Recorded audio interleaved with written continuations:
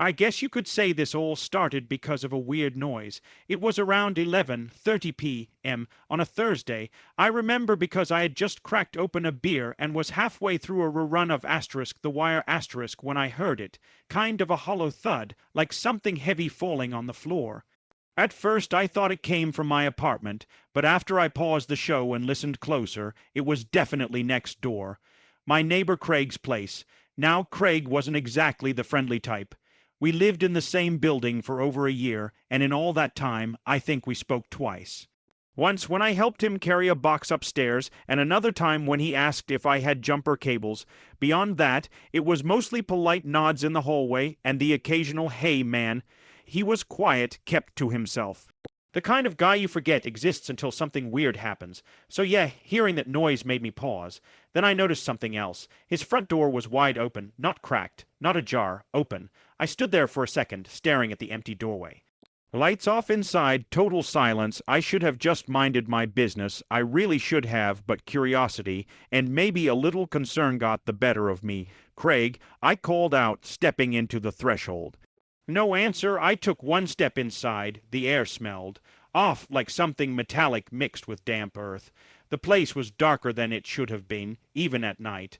I pulled out my phone and flicked on the flashlight.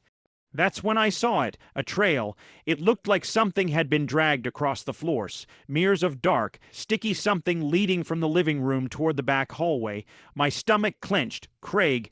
I tried again, louder this time. Still nothing. My brain was screaming at me to leave, but my feet kept moving. I followed the trail toward the hallway. Every step I took made the place feel smaller, heavier, like the walls were leaning in. I reached the bedroom door. It was shut, but not all the way. I nudged it open with the toe of my boot. Inside, the window was open, curtains flapping lightly in the breeze. The room was empty. No sign of Craig.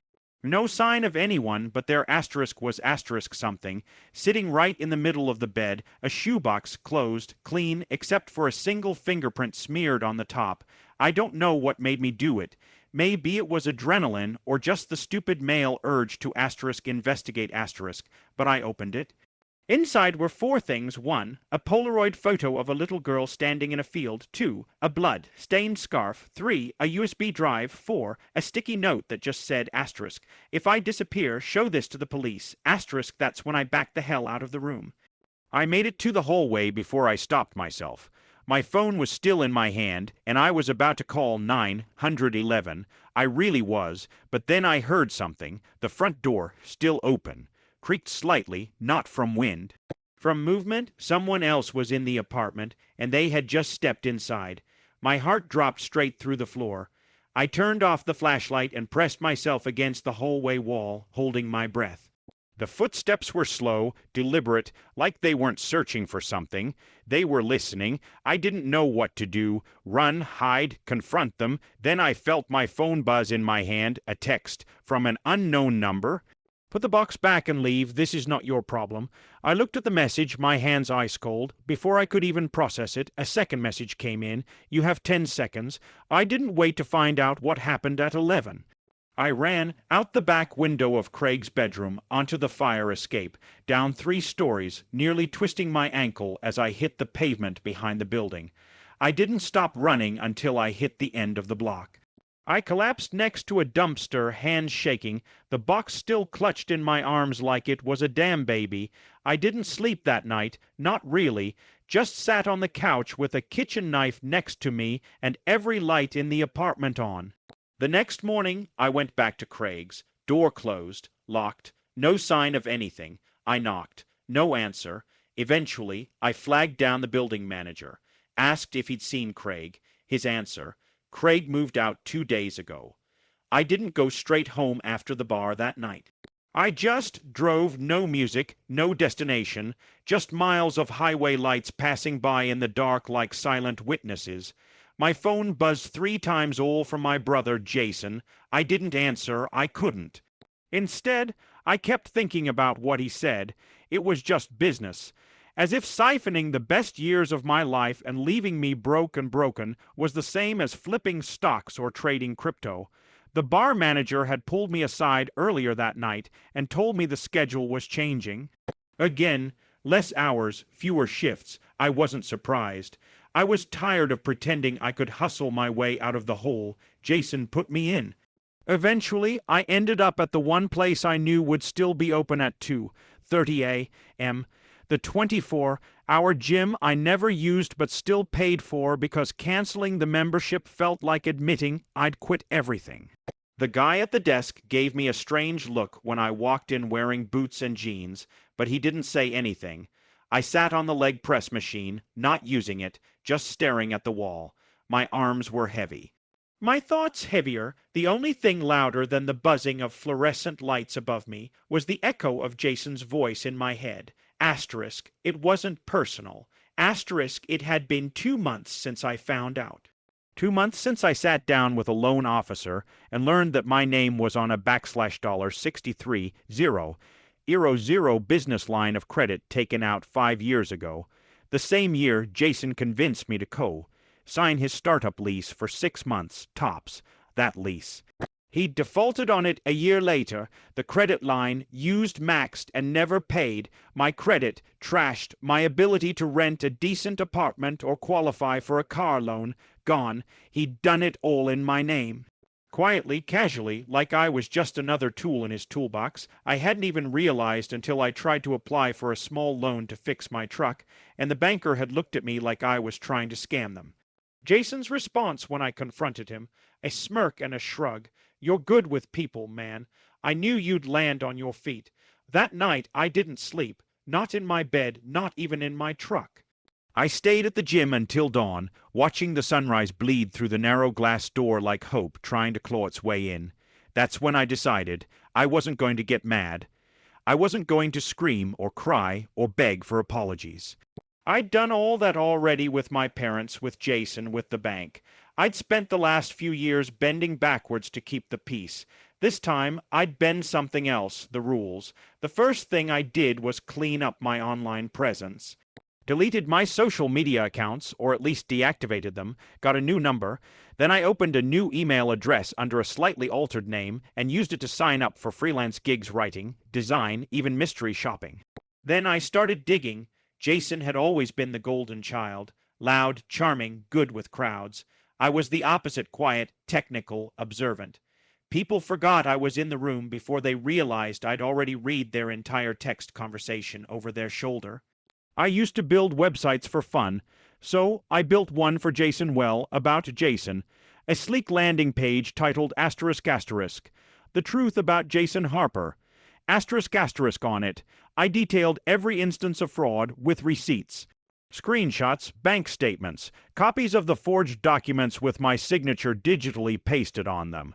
I listed every business venture he'd tanked, every investor he'd lied to, every shady LLC he formed and abandoned.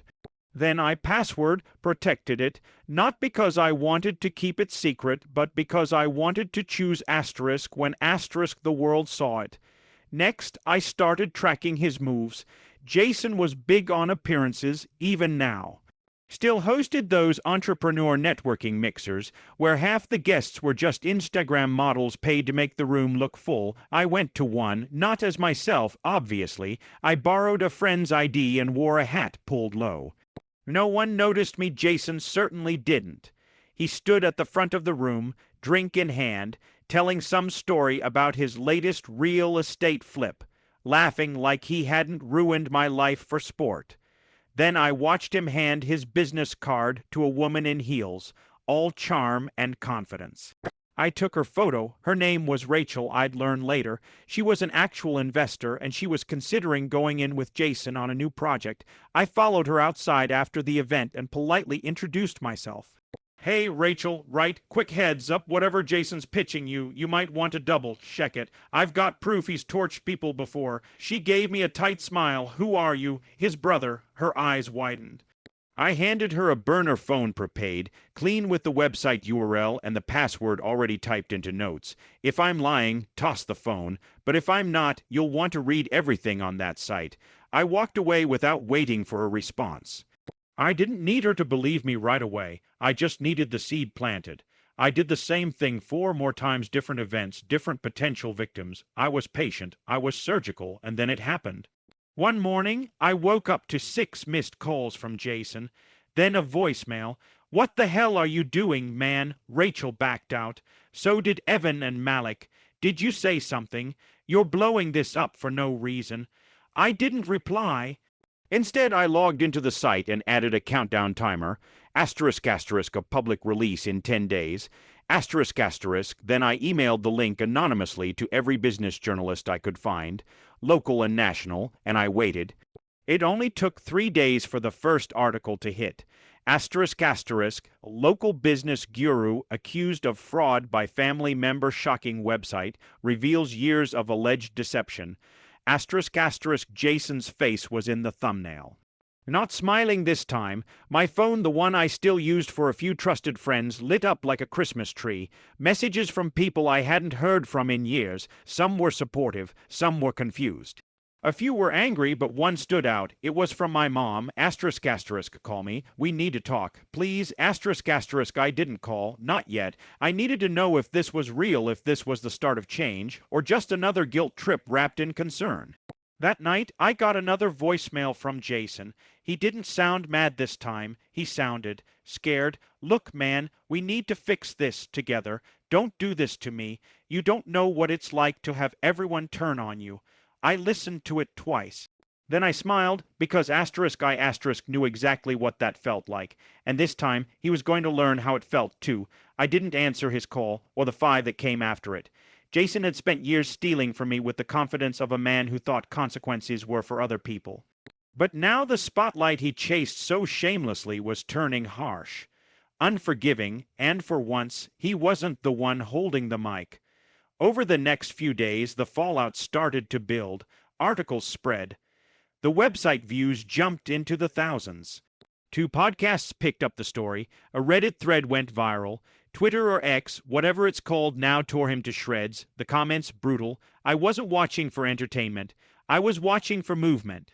And it came. The landlord for his current office space dropped him, canceled his lease, the investors pulled out, one even threatened legal action, the LLC tied to his latest startup, got flagged by the state for investigation.